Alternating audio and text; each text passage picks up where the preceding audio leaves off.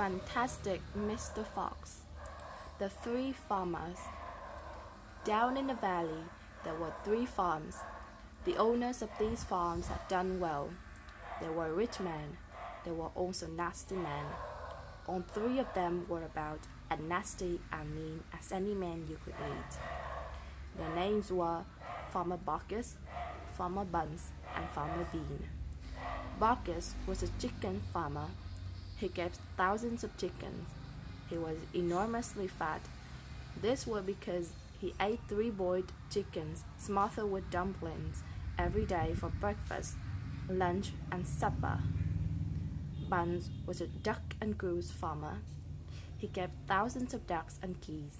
He was a kind of pot-bellied dove.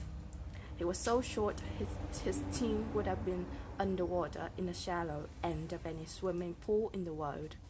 His food was duck nuts and goose livers.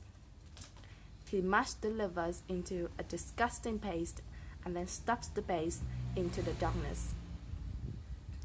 This diet gave him a tummy ache and a beastly temper. Bean was a turkey and apple farmer. He kept thousands of turkey in an orchard full of apple trees. He never ate any food at all. Instead, he drank gallons of strong cider, which he made from the apples in his orchard. He was as thin as a pencil, and the cleverest of them all. Bacchus and Buns and Bean, one fat, one short and lean. These horrible crooks, so different in looks, were none of the less equally mean.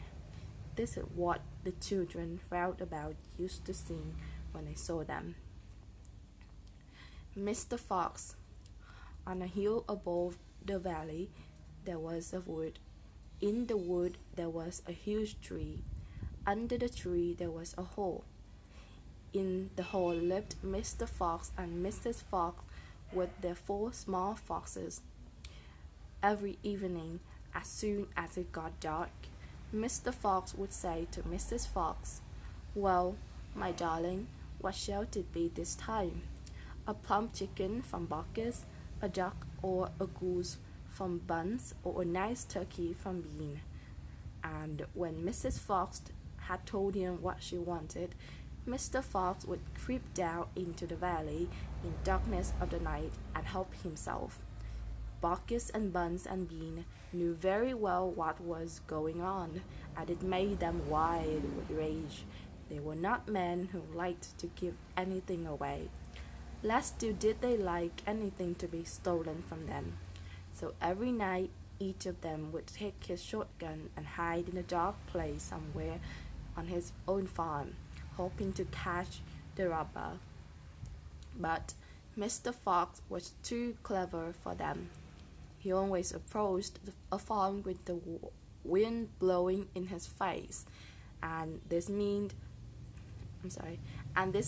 that if any men were lurking in the shadows ahead, the wind would carry the smell of that man to Mr. Fox's nose from far away. Thus, if Mr. Bacchus was hiding behind his chicken house number 1, Mr. Fox would smell him out from 50 yards off and quickly change direction, heading for chicken house number 4 at the other end of the farm. "Dang and blast that lousy beast," cried Bacchus. "I'd like to rip his guts out," said Buns. "He must be killed," cried Bean. "But how?" said Bacchus. "How on earth can we catch the blighter?" Bean bit his nose delicately with a long finger. "I have a plan," he said. "You've never had a decent plan yet," said Buns. "Shut up and listen," said Bean. "Tomorrow night we will all hide just outside the hole where the fox lives. We will wait there until he comes out. Then bang, bang, bang, bang." "Very clever," said Buns. "But first we shall have to find the hole." "My dear Buns, I already found it," said the crafty Bean. It's up in the wood on a hill. It's under a huge tree.